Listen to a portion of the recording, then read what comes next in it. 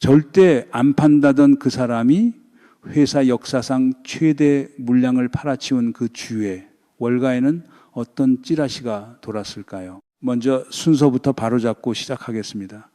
비트코인이 폭락해서 세일러가 판 게 아닙니다. 순서가 반대입니다. 매도가 먼저 있었고 공포는 그 뒤에 만들어졌어요. 그러면 두 가지 질문이 남습니다. 왜 하필 워싱턴에서 법안 협상이 한창인 이 시점에 회사 역사상 최대 매도가 나왔을까요? 그리고 그 찌라시가 월가 데스크마다 퍼져서 이득을 보는 쪽은 도대체 누구일까요? 숫자부터 하나 드리고 가겠습니다. 코일리더스 7월 초보도 기준 스트래티지는 7월 5일 비트코인 3 588개 2억 1 600만 달러치를 한 번에 팔았습니다. 우리 돈으로 약 3천억 원, 이 회사 역사상 최대 매도입니다. 그런데 같은 달 이 회사의 달러 금고에는 30억 달러가 쌓였어요. 팔았다는 헤드라인만 보면 항복 선언 같은데 금고를 열어보면 전혀 다른 그림이 나옵니다. 오늘 이 이야기를 세 겹으로 벗겨보겠습니다. 표면, 그러니까 실제로 무슨 일이 있었는지, 동기, 누가 이 판에서 이득을 보는지, 그리고 결과 9월과 연말로 가면서 어떤 판이 새로 짜이는지까지요. 미리 말씀드리면 이건 단순한 코인 폭락 이야기가 아닙니다. 월가 기득권이 규칙서를 새로 쓰면서 자산의 소유권이 통째로 이동하는 그런 문제입니다. 언론은 비트코인 급락이라는 헤드라인만 반복하고 있어요. 그런데 이 회사가 미국 증권거래위원회에 제출한 공시 원문과 상원의 입법 일정표를 겹쳐서 읽어주는 보도 한 번이라도 보신 적 있으세요? 거의 없습니다. 소문난 잔치에 먹을 것 없다는데 이번에는 소문도 안 난 잔치에 월가가 숟가락을 먼저 올려놨습니다. 표면부터 보겠습니다. 6월 30일 비트코인이 5만 9천 달러 아래로 무너졌습니다. 벤진가 보도에 따르면 현물 ETF에서 자금이 연일 빠져나가면서 시장의 매수 주체가 사라진 상태였고 같은 날 스트래테지 주가는 6.2% 빠진 86달러 93센트로 마감했어요.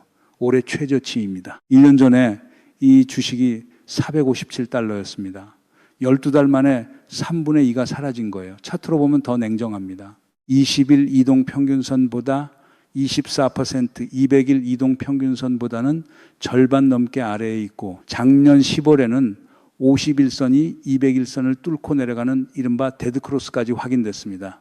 반등이 나올 때마다 추세선 근처에도 못 가보고 꺾이는 완전히 눌린 차트입니다. 이 회사가 어떤 회사였는지 잠깐 짚고 가야 이 매도의 무게가 보입니다. 스트래티지는 자사주를 팔고 채권과 우선주를 찍어서 그 돈으로 비트코인만 사모으는 사실상의 비트코인 지주회사입니다. 시가총액이 아직도 420억 달러 규모이고 주가는 시장 평균보다 3배쯤 크게 출렁이는 코인의 확성기를 단 주식이에요. 이 모델이 잘 굴러갈 때는 주당 비트코인 보유량이 늘어나는 속도, 이 회사가 자랑하던 비트코인 수익률이라는 지표가 작년 한 해 22.8%였습니다. 그런데 올해 상반기에는 9.6%로 반토막이 났어요. 주가가 보유 코인 가치보다 비싸게 거래되던 프리미엄이 무너지니까 신주를 찍어도 예전처럼 코인이 불어나지 않는 겁니다. 공매도 잔고는 유통 주식의 12% 안팎까지 차 있고요. 기계 자체가 헛돌기 시작한 상태에서 7월 초 문제에 매도가 나옵니다. 3, 588개, 2억 1, 600만 달러. 이 회사는 지난 6년 동안 코인을 사기만 하던 회사입니다. 분기마다 사고 조달해서 또 사고 그게 정체성이었어요. 그 회사가 이 규모로 판 건 처음입니다. 시장이 발칵 뒤집혔죠. 디테일 하나가 더 있습니다. 세일러는 몇 년째 매수 발표 직전에 SNS에 예고성 게시물을 올리는 패턴으로 유명했는데 벤진가 분석에 따르면 6월 28일과 7월 5일 게시물은 그 패턴을 깼습니다. 게시물 뒤에 따라온 게 매수가 아니라 자본 구조 발표와 역대 최대 매도였던 거예요. 같은 신호를 몇 년 동안 보내다가 신호의 의미를 바꾼 겁니다. 리플의 최고 경영자는 최근에 암호화폐 약세가 전부 세일러 때문이라는 취지의 발언까지 내놨습니다. 월가에 돌았다는 찌라시의 내용도 결이 비슷합니다. 세일러의 장기 보유는 끝났다. 강제 청산이 임박했다. 다음 매도 물량이 대기 중이다. 이런 문장들이 기관 데스크 사이를 돌아다닌 겁니다. 그런데 공시를 직접 열어보면 이야기가 이상해지기 시작합니다. 한번 보세요. 스트래티지가 7월 14일 증권거래위원회에 제출한 8K 보고서에 따르면 이 회사는 7월 6일부터 12일까지 자기 주식 481만 주를 시장에 팔아서 4억 6, 700만 달러를 새로 조달했습니다. 그 돈으로 비트코인을 샀을까요? 단 한 개도 안 샀습니다. 전부 현금으로 쌓았어요. 그래서 달러 준비금이 30억 달러가 됐습니다. 보유코인 84만 3,775개는 손도 안 대고 그대로 두고요. 다이아몬드 핸드라더니 지금 손에 쥐고 늘리는 건 다이아몬드가 아니라 달러네요. 여기서 첫 번째 모순이 나옵니다. 죽어도 안 판다던 회사가 팔았다. 여기까지는 항복으로 익힙니다. 그런데 항복한 회사가 왜 판돈으로 시장을 떠나지 않고 오히려 실탄을 쌓고 있을까요? 도망가는 사람은 금고를 채우지 않습니다. 항복이라기에는 너무 이상한 항복이에요. 이쯤에서 다들 놓치고 있는 부분이 하나 있어요. 회계입니다. 올해부터 스트래티지는 보유 코인을 매 분기 시가로 평가해서 장부에 그대로 반영해야 합니다. 그 결과가 올해 1분기 순손실 120억 달러 이상, 물론 거의 전부가 실제 손실이 아니라 평가손입니다. 코인 가격이 출렁일 때마다 장부가 통째로 출렁이는 구조가 된 거예요. 여기에 이 회사가 발행해 놓은 우선주들의 배당이라는 고정 지출까지 얹혀 있고, 최근에는 우선주 하나가 액면가 아래로 무너지면서 자본 조달 구조 자체가 흔들리는 것 아니냐는 지적까지 나왔습니다. 그러니까 시장 일각의 해석은 이렇습니다. 신념을 버린 게 아니라 배당을 막고 재물을 방어할 현금을 확보하는 중이다, 이런 겁니다. 냉정하게 보면 지금 이 회사가 주식을 팔아 현금을 쌓는 행위 자체가 기존 주주 입장에서는 뼈아픈 선택입니다. 주가가 보유 자산 가치 근처까지 눌린 상태에서 신주를 찍는 거니까 사실상 헐값의 지분을 희석하면서까지 현금이 급하다는 뜻이거든요.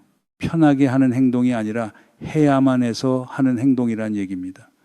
결국 세일러가 백기를 든 거였구나, 아니면 살려고 발버둥치는 거였구나. 여기서 이야기를 끝내고 싶은데 사실 진짜 문제는 지금부터입니다. 이 모든 타이밍을 설명하는 열쇠는 가격 차트에 없습니다. 워싱턴에 서류철에 있어요.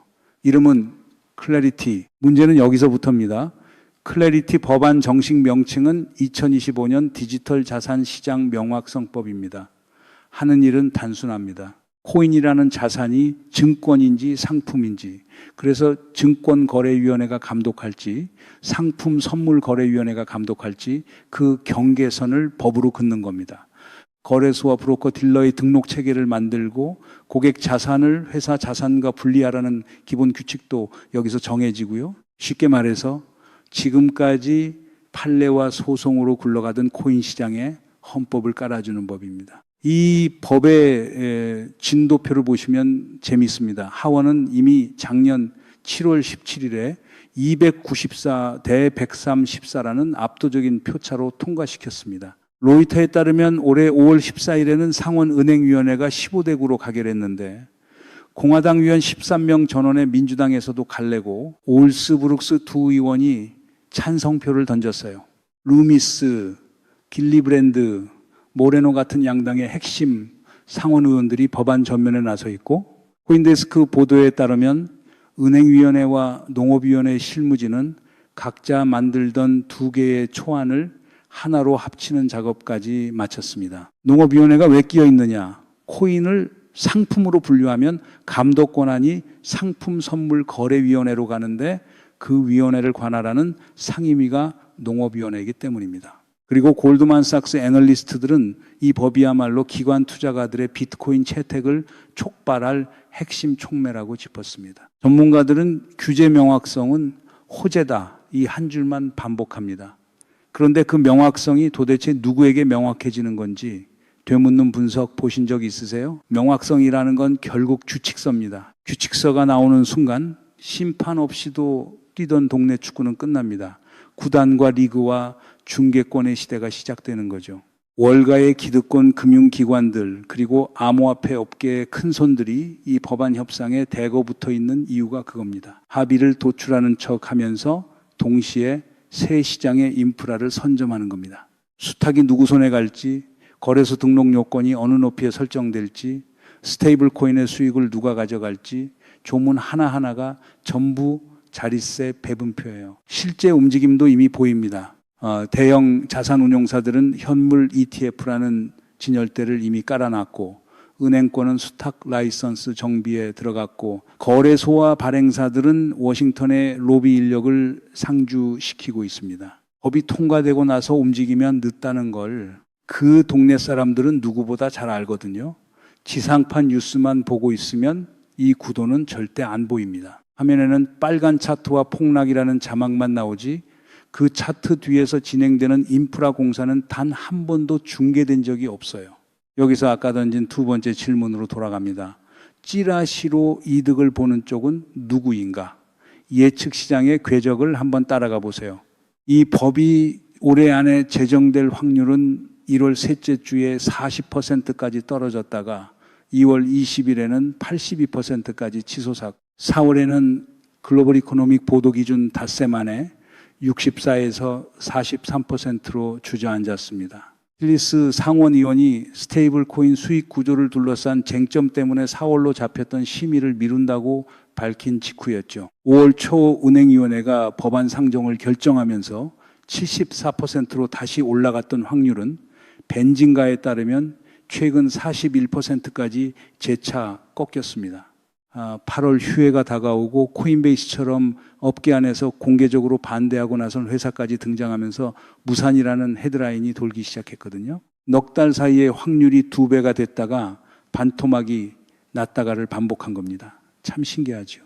법안의 실제 조문 협상은 6월 보도 기준으로 상원과 백악관이 매일 만나서 조율할 만큼 착실하게 굴러가고 있는데 시장에 전달되는 건 급등과 급락, 기대와 무산, 이 극단의 신호뿐입니다. 그리고 확률이 꺾이는 구간마다 시장에는 공포가 극대화됩니다. 그리고 그 공포 구간에서 흔들려 나오는 물량이 누구 것입니까? 레버리지를 쓴 개인들, 그리고 스트래티지처럼 장부가 시가에 묶여버린 코인 재무기업들의 물량입니다. 안개 낀 새벽에 빈배를 띄워서 조조의 화살심만 발을 받아온 사람이 제갈량이었죠. 찌라시는 가격을 내리는 도구가 아니라 물량을 옮기는 도구입니다. 아니, 이게 말이 됩니까? 기관이 합법적으로 대규모로 들어올 문이 열리기 직전에 하필 그 문 앞에서 공포가 만들어지고 개인들의 물량이 쏟아져 나온다는 거예요. 개인 투자자 입장에서는 판이 한번 깨졌다가 자기만 빼놓고 다시 짜이는 겁니다. 이거 웃을 일이 아닙니다. 비슷한 장면을 우리는 이미 본 적이 있습니다.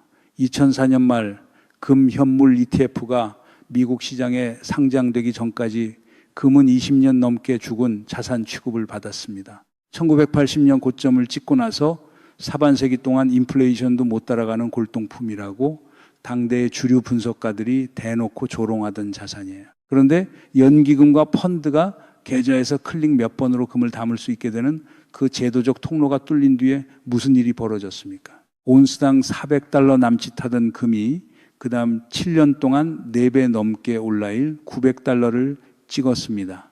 상장 직전까지 금을 조롱하던 보고서들은 다 어디로 갔을까요? 그리고 상장 직전에 그 지루하고 시끄럽던 구간에 금을 넘긴 사람들과 받아간 기관들, 그 손바뀜의 명세서는 어느 뉴스에도 나오지 않았습니다. 제도권의 문이 열린 뒤에야 사람들은 그 흔들림의 정체를 알게 됐죠. 조용히 저점에서 주인이 바뀌고 있었다는 걸요. 제도화 직전의 자산은 항상 가장 시끄럽습니다. 시끄러운 이유는 무너지고 있어서가 아니라 손이 바뀌고 있어서예요. 가격이 무너지는 계절과 제도가 세워지는 계절이 겹칠 때 그 자산의 주인이 바뀝니다. 지금이 그 두 계절이 겹치는 구간입니다. 월가는 원래 초대장 없는 잔치에는 안 갑니다. 지금은 그 초대장을 자기들 손으로 인쇄하고 있는 중이고요. 그러면 결과입니다. 앞으로의 달력을 펴보겠습니다. 벤진가에 따르면 7월 중 상원 표결 가능성이 거론되고 있고 여기서 밀리면 8월 휴회를 넘겨 9월 재개 국면으로 갑니다. 그 뒤에는 11월 중간 선거가 버티고 있어요. 워싱턴이 마비되는 게 아니라 오히려 마감 시한이 생기는 겁니다. 의원들 입장에서는 선거 전에 유권자와 후원자 양쪽에 성과로 내밀 수 있는 몇 안 되는 초당적 법안이고 암호화폐 업계의 선거 자금이 양당 어디로든 흘러갈 수 있다는 사실을 워싱턴은 지난 선거에서 이미 학습했습니다. 게다가 백악관도 시장 구조 입법을 공개적으로 밀고 있습니다. 그래서 협상에 참여한 쪽에서는 통과가 되느냐 마느냐가 아니라 언제 되느냐의 문제라는 말이 계속 흘러나와요. 9월 그리고 연말로 가면서 새로운 개혁의 물결이 온다는 이야기가 나오는 배경이 이겁니다. 지금 시장이 봐야 할 건 이번 주 가격이 아니라 상원은행위원회라는 병목이 언제 뚫리느냐예요. 물론 반대의 시나리오도 정직하게 깔아놓고 가야 합니다. 예측 시장이 41%라고 말하고 있다는 건 올해를 넘길 가능성도 절반이 넘는다는 뜻이니까요. 표결이 내년으로 밀리면 어떻게 될까요? 그 사이 공포 구간은 더 길어지고 스트래티지 같은 코인 재무기업들의 장부는 분기마다 더 두들겨 맞을 겁니다. 다만 여기서 구분해야 할 게 있어요. 일정이 밀리는 것과 방향이 뒤집히는 건 전혀 다른 이야기입니다. 하원에서 294표를 받은 법안이고 상원은행위를 이미 통과했고 두 위원회 초안이 하나로 합쳐진 상태입니다. 밀리면 밀릴수록 늘어나는 건 불확실성의 기간이지 불확실성의 방향이 아니에요. 그리고 그 늘어난 기간 동안 누가 계속 사모을 수 있는지를 생각해 보면 일정 지연조차 결국 어느 쪽에 유리하게 작동하는지가 보입니다. 수혜 지도도 사실상 그려져 있습니다. 스테이블 코인 법인 지니어스법은 이미 제정돼 있고 여기에 클래리티가 얹히는 순간 달러, 스테이블 코인 발행사와 실물 자산 토큰화 플랫폼이 첫 번째 수혜자가 됩니다. 비트코인과 이더리움은 탈중앙화 수준이 높다는 이유로 증권이 아닌 디지털 상품으로 안착할 가능성이 높다는 분석이 지배적이고요. 상품으로 분류되면 감독은 상품선물거래위원회로 가고 그 순간 연기금과 보험사 같은 큰 돈이 합법적으로 들어올 통로가 완성됩니다. 지금까지는 사고 싶어도 규정집이 없어서 못 들어오던 돈입니다. 한 발 더 나가면 국내 언론에 소개된 전문가 전망처럼 서클의 ARC 토큰 같은 사례를 따라 일반 기업들이 직접 토큰을 발행하는 흐름까지 열립니다. 코인을 사고 파는 시장을 넘어서 기업 자금 조달의 문법 자체가 바뀌는 단계로 가는 거예요. 그 문법을 처음부터 설계한 쪽과 완성된 다음에 입장하는 쪽의 수익률이 같을 수는 없겠죠. 동전의 뒷면도 봐야 공정합니다. 이 법이 모두를 구원하는 건 아니에요. 스트래티지를 흉내내서 코인을 재무제표에 쌓아 올린 후발 기업들, 탈중앙화 근처에도 못 간 알트코인들은 규칙서가 나오는 순간 오히려 심판대에 서게 됩니다. 증권으로 분류되는 자산은 공시 의무와 등록 요건이라는 비용을 정면으로 맞을 거고 그 비용을 감당 못하는 프로젝트부터 정리가 시작될 겁니다. 제도화는 문을 여는 동시에 문에 들어올 자격을 심사하는 절차이기도 하니까요. 물결이 온다고 해서 모든 배가 뜨는 게 아니라는 점, 이건 분명히 해두고 가겠습니다. 한국에 계신 우리 입장에서도 남의 나라 이야기가 아닙니다. 미국이 관할과 등록과 자산 분리의 규칙을 먼저 확정하면 원화 스테이블 코인 논이든 국내 기관의 시장 진입이든 우리 제도는 결국 그 틀을 참조해서 따라가게 됩니다. 국내 거래소에 앉아있는 개인 투자자의 환경까지 바뀌는 문제라는 거예요. 그러니까 지금 체크해야 할 시그널은 세 가지입니다. 첫째, 상원은행위원회의 심의와 표결 일정. 뉴스 헤드라인 말고 위원회 일정표가 기준입니다. 마크업 날짜가 실제로 잡히는지 잡혔다가 또 밀리는지 이게 확률 차트보다 먼저 움직입니다. 둘째, 스트래티지가 매주 내는 공시, 매도가 이어지는지 아니면 30억 달러 금고를 채운 채 멈추는지 이 회사가 다시 매수로 돌아서는 첫 주가, 저 현금이 무엇을 기다리던 실탄이었는지 답을 말해주는 날입니다. 셋째, ETF 자금 흐름. 유출이 며칠 멈추는 정도가 아니라 유입으로 방향을 트는 주간이 나오는지입니다. 이 세 개가 같은 방향을 가리키기 시작하면 시장의 계절이 바뀐 겁니다. 셋 다 무료로 확인할 수 있는 공개 정보라는 게 핵심이에요. 찌라시는 기관 데스크에서 돌지만 진짜 신호는 누구나 볼 수 있는 곳에 찍힙니다. 다만 아무도 안 볼 뿐이죠. 혹부리 영감도 같은 노래를 불렀습니다. 도깨비 앞에서 언제 불렀느냐가 혹을 떼느냐 하나 더 붙이느냐를 갈랐을 뿐이죠. 처음 질문으로 돌아가겠습니다. 그 주에 월가에 돌았다는 찌라시, 그거 진짜였을까요? 네, 매도는 진짜였습니다. 588개라는 숫자도 30억 달러라는 금고도 전부 공시에 찍힌 사실입니다. 다만 그 의미가 정반대였던 겁니다. 이 매도는 비트코인이라는 자산의 끝이 아니라 레버리지로 버티던 한 시대의 끝과 제도권 시대의 시작 사이에 찍힌 마침표에 가깝습니다. 같은 뉴스를 놓고 개인은 공포로 읽었고 기관은 일정표로 읽었어요. 개인의 화면에는 59,000달러 붕괴와 마이너스 68%가 떠 있었고 기관의 책상에는 상원 표결 캘린더와 30억 달러짜리 현금 공시가 놓여 있었던 겁니다. 정보가 없어서진 게 아닙니다. 같은 정보를 다른 순서로 읽어서 갈린 거예요. 이 폭락 어딘가 이상하다고 느끼셨다면 여러분의 그 감각이 정확했던 겁니다. 마지막 질문을 하나 남기고 끝내겠습니다. 연말 대통령이 그 법안에 서명하는 날, 오늘 공포 속에서 팔려나간 그 코인들은 과연 누구의 지갑에 들어가 있을까요? 제도화의 문이 열린 자산치고 그 문 앞이 조용했던 자산은 역사에 없었습니다. 9월 상원 일정이 확정되는 순간 이 이야기 다시 들고 오겠습니다. 구독해 두시면 그 타이밍을 놓치지 않으실 거예요.